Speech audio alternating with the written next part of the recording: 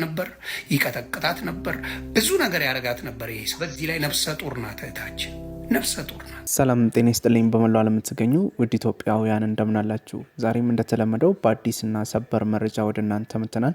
በዛሬው ፕሮግራማችን ደግሞ ትላንት ጠዋት ላይ የታዋቂው ድምፃዊ አንዷለም ጎሳኤ እጮኛ የሆነችው ቀነኒ አዱኛ ከፎቅ ላይ ራሷን ወርውራ ህይወቷ ማለፉ ከተሰማበት ሰዓት ጀምሮ እጅግ ብዙ መረጃዎች በስፋት እየተሰራጩ ይገኛሉ። ከነዚህ መረጃዎች መካከል የአንዷለም ጎሳኤ እጮኛ የሆነችው ቀነኒ ራሷን አጥፍታ ነው ሰው ገሏት ነው የሚሉ መረጃዎች በስፋት የተሰራጩ ይገኛል። ይባስ ብሎ ደግሞ እጮኛዋ ወይም ደግሞ ድምፃዊው አንዷለም ጎሳኤ በፖሊሶች ቁጥጥር ስር መዋሉ ይታወቃል። ይህም በተመለከተ ደግሞ አሁን ላይ እየወጡ ያሉት መረጃዎች ከዚህ ሁሉ ነገር በስተጀርባ ያለው አካል ባለቤቷ ወይም ደግሞ ድምፃዊው አንዷለም ጎሳኤ ሊሆን ይችላል የሚል ሀሳብ በስፋት ሲሰራጭ ቆይቷል። ፖሊስ ግን በዚህ ጉዳይ ላይ ምንም አይነት መረጃ እስካሁን አላወጣም። በዚህ ጉዳይ ላይ የሚወጡ መረጃዎችን እኛ ተከታትለን የምናቀርብ ይሆናል። ሌላው ደግሞ በዚህ ጉዳይ ላይ ብዙዎች የራሳቸውን ሀሳብ አስተያየት እየሰጡ ይገኛሉ። ከዚህ ሁሉ ነገር በስተጀርባ ያለው አንዷለም ጎሳኤ ከሆነ እሱ እንዴት እንዲህ ሊያደርግ ይችላል የሚል ሀሳብ የሚሰጡም ተበራክተዋል።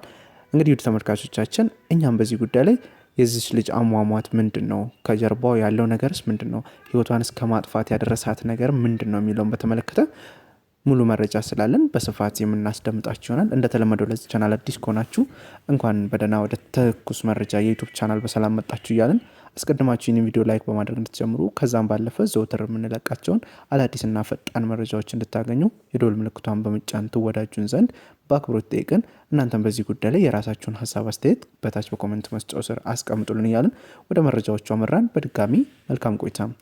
እንደሚታወቀው ትላንት ጠዋት ላይ የታዋቂው ድምፃዊ አንዷለም ጎሳኤ እጮኛ የሆነችው ቀነኒ አዱኛ ከፎቅ ላይ ራሷን ወርውራ ህይወቷ ካለፈበት ሰዓት ጀምሮ እጅግ አነጋጋሪ የሆኑ መረጃዎች እየወጡ ይገኛሉ። ድምፃዊ በአሁኑ ሰዓት በፖሊሶች ቁጥጥር ስር እንደሚገኙም ሰምተናል። ከዚህም ባሻገር የልጅቷ አሟሟት በስተጀርባ ያለው አካል ሜቢ ባለቤቷ ሊሆን ይችላል የሚል ሀሳብ በስፋት ሲሰራጭ ተመልክተናል። እንግዲህ ውድ ተመልካቾቻችን እስካሁን ድረስ በዚህ ጉዳይ ላይ ፖሊስ ይህ ነው ያለው መረጃ የለም። አስከሬኑ ለምርመራ ወደ ዳግማዊ ምኒልክ መወሰዱ ተሰምቷል። በዚህ ጉዳይ ላይ ስለ አስከሬን ምርመራ የወጡ አዳዲስ መረጃዎች ካሉ እኛም ተከታትለን የምናቀርብ ይሆናል። ሌላው ደግሞ አሁን ላይ ብዙዎችን እያነጋገረ የሚገኘው ጉዳይ ደግሞ የታዋቂው ድምፃዊ አንዷለም ጎሳኤ እጮኛ የሆነችው የቀነኒ አዱኛ ህልፈተ ህይወት ከተሰማበት ሰዓት ጀምሮ እጅግ ብዙ አነጋጋሪ የሆኑ መረጃዎች ከየአቅጣጫው እየተሰሙ ይገኛሉ። ከነዚህ መረጃዎች መካከል ታዋቂ የሆነው ዮኒ ማኛ ያስተላለፈው መልእክት ደግሞ ብዙዎችን ያነጋገረም ሆኗል። ዮኒ ማኛ ምን አለ የሚለውን በተመለከተ ደግሞ ወደ መጨረሻ ላይ በቪዲዮ የምናስመለክታችሁ ይሆናል። እናንተም በዚህ ጉዳይ ላይ ከመፍረድ ይልቅ ፖሊስ ነው ያለው መረጃ እስከሚያወጣ ድረስ በትዕግስት ጠብቀን ነገሮችን በጥሞና ብንመለከት የሚል ሀሳብ ለመስጠት ያክል ነው። ሌላው ደግሞ ዮኒ ማኛ ሲናገር እጅግ በዚህ ጉዳይ ላይ ከባለቤቷ ወይም ደግሞ ከድምፃዊ አንዷለም ጎሳኤ ውጪ ሌላ ተጠርጣሪ ሊኖር እንደማይችል በድፍረት እየተናገረ ተመልክተናል። ዮኒ ማኛ ይህን ለማለት ያበቃው ነገር ምንድን ነው? እስከዚህ ደረጃ ድፍረትን የሰጠው ነገር ምንድን ነው የሚለውን በተመለከተ ደግሞ እጅግ አነጋጋሪ የሆኑ ነገሮችን እየወጡ ይገኛሉ። አሁን ላይ ብዙዎችን ደግሞ ልብ የሰበረው ብዙዎችን እያስመመ ያለው ጉዳይ ደግሞ ይህ ታዋቂ ድምፃዊ በጣም የሚወዳት በጣም እንደሚያፈቅራት በተደጋጋሚ ሲናገር ተስተውሏል። እንደውም እንደሚታወሰው ከመሞቷ ከአንድ ቀን በፊት በፌስቡክ ገጹ ላይ ማይ ዋይፍ ብሎ ፖስት አድርጎ ነበረ።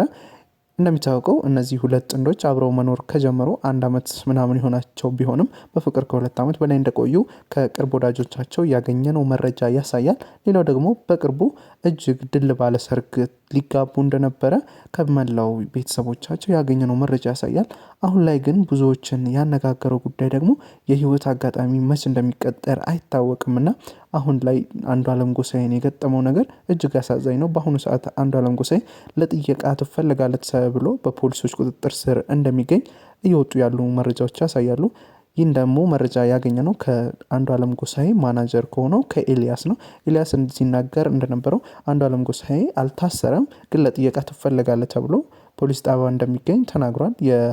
የአስከሬን ምርመራ ውጤቱም እስካሁን አልደረሰም። በዚህ ጉዳይ ላይ ፖሊስ ነው ያለው መረጃ ካለ እኛም ተከታትለን የምናቀርብ ይሆናል። እናንተም እስከዛው ይህን ቻናል ሰብስክራይብ ማድረግ እንዲሁም ደግሞ እናንተም የራሳችሁን ሀሳብ አስተያየት በታች በኮሜንት መስጫው ስር አስቀምጡልን እያለን ከዚህ በመቀጠል የዮኒ ማኛ ንግግር በጥቂቱ እናስቃኛችኋለን። ለዛሬ ያዝንላችሁ ፕሮግራም ይህን ይመስል ነበረ። ቀጣይ በሌላ ቪዲዮ እስክንገናኝ ድረስ በያላችሁበት ቸር ቆዩ። አንድ ነገር እናገራለሁ። ከሰዓታቶች በፊት እቺ ልጅ ስደንስ ፖስታለች። ስትስቅ ፈታ ስትል ነበረ።